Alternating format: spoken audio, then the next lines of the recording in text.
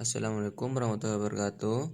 Perkenalkan, nama saya Ahmad Rafiki dengan NBM 2024 1220 117 dari kelas CID 24. Pada kesempatan kali ini, saya akan mempresentasikan materi mengenai salah satu cabang penting dari filsafat, yaitu epistemologi. Pendahuluan. Pengetahuan memiliki peran penting dalam kehidupan manusia, baik dalam berpikir dan perkembangan ilmu pengetahuan. Pengetahuan adalah instrumen paling vital bagi manusia. Di sini ada 3 poin, yaitu poin pertama, epistemologi membahas pengetahuan manusia.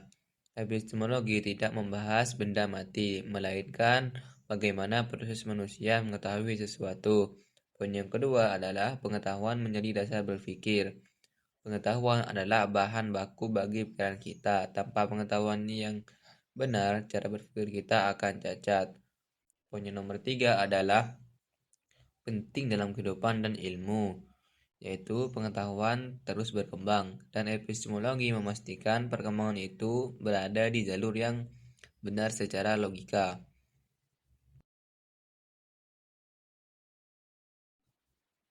Latar belakang. Manusia selalu berusaha memahami dunia melalui pengetahuan. Namun, kebenaran pengetahuan tersebut perlu dikaji secara kritis. Mengapa kita butuh kajian ini? Manusia selalu mencari pengetahuan. Manusia memiliki rasa ingin tahu yang tak terbatas. Kita selalu ingin tahu mengapa dan bagaimana. Poin kedua yaitu tidak semua pengetahuan benar. Masalahnya, tidak semua informasi itu benar. Banyak hoax atau persepsi yang keliru. Dan poin nomor 3 yaitu epistemologi dibuat sebagai alat kaji. Epistemologi hadir sebagai pisau bedah atau alat kaji untuk membedah mana pengetahuan yang benar-benar valid dan mana yang hanya sekedar opini.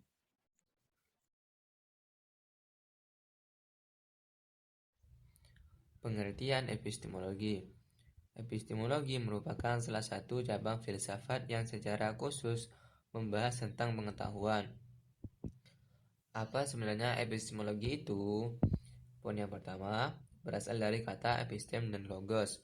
Secara bahasa, berasal dari dua kata Yunani, yaitu epistem yang artinya pengetahuan dan logos yang artinya ilmu.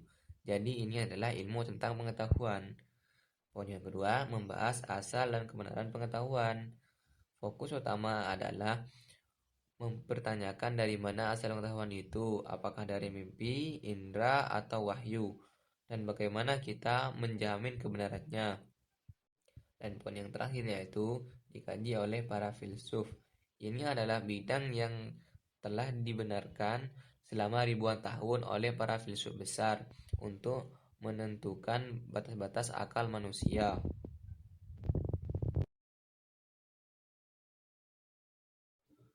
Ruang lingkup epistemologi. Dalam kajiannya, epistemologi memiliki beberapa ruang lingkup utama yang saling berkaitan. Dalam perjalanannya, epistemologi memiliki beberapa ruang lingkup utama yang saling berkaitan. Ruang lingkup tersebut meliputi yang pertama, yaitu sumber pengetahuan. Sumber pengetahuan meneliti asal-usul pengetahuan. Yang kedua, hakikat pengetahuan. Hakikat pengetahuan mempertanyakan wujud asli dari pengetahuan itu sendiri. Dan yang nomor 3 yaitu proses pengetahuan, proses langkah-langkah atau metode bagaimana pengetahuan itu sampai ke otak kita. Yang nomor 4 yaitu kriteria kebenaran. Kriteria kebenaran adalah standar apa yang kita pakai untuk bilang ini benar. Yang terakhir yaitu batas pengetahuan. Batas pengetahuan menyadari bahwa ada hal-hal yang mungkin tidak akan pernah bisa dijangkau oleh logika manusia.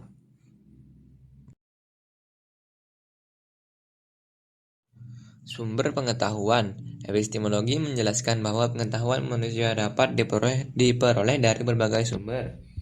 Dari mana kita mendapatkan pengetahuan? Ada 4 argumen utama di sini. Yang pertama yaitu rasionalisme. Rasionalisme menekankan bahwa akal adalah alat utama. Kebenaran ditemukan melalui logika dan penalaran, bukan cuma melihat saja. Poin yang kedua yaitu empirisme. Empirisme ini berbanding terbalik dengan rasionalisme.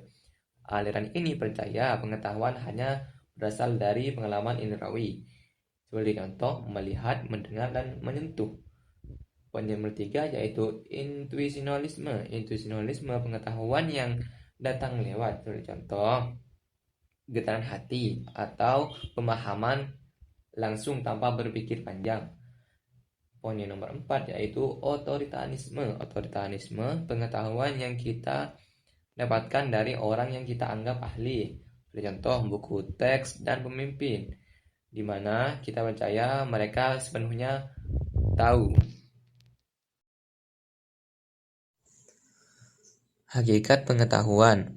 Suatu pengetahuan harus memenuhi unsur-unsur tertentu agar dapat dianggap sah dan benar. Agar sesuatu disebut pengetahuan yang sah, harus ada 3 unsur, atau the triple theory of knowledge. Di sini ada 3 poin. Poin yang pertama yaitu belief. Belief ini keyakinan. Kita harus percaya dulu bahwa hal tersebut benar. Truth atau kebenaran. Apa yang harus kita percaya itu memang harus sesuai dengan realitas. Yang terakhir yaitu justification. Justification atau pembenaran. Kita punya alasan atau bukti yang kuat karena kita percaya hal itu benar. Tanpa bukti itu cuma sekedar asumsi.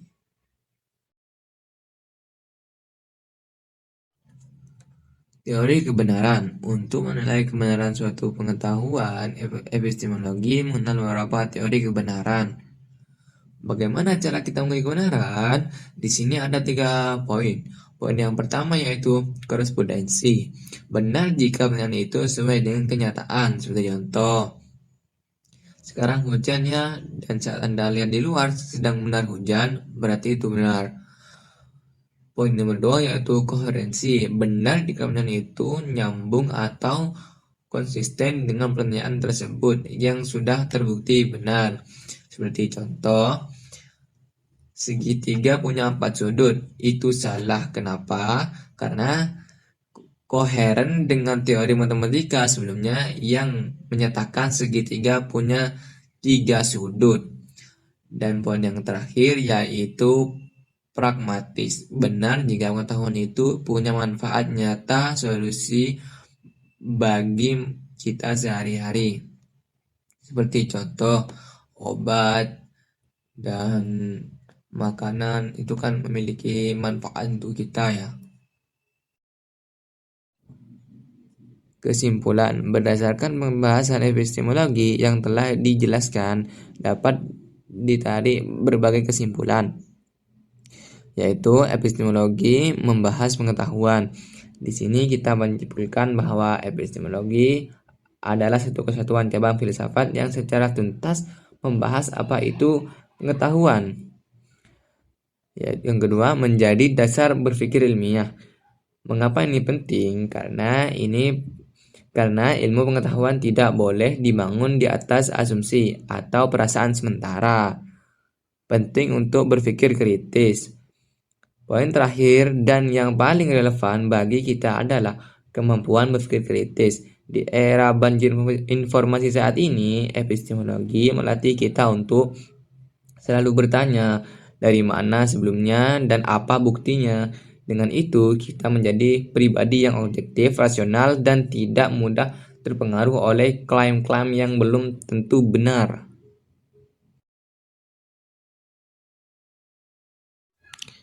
Demikian presentasi dari saya, Muhammad Rafiki. Semoga pemaparan materi epistemologi ini memberikan wawasan baru dan memperkuat cara kita dalam mendapat kebenaran. Terima kasih atas perhatian teman-teman, dan jika ada salah kata dan tutur kata yang salah, mohon maaf. Wassalamualaikum warahmatullahi wabarakatuh.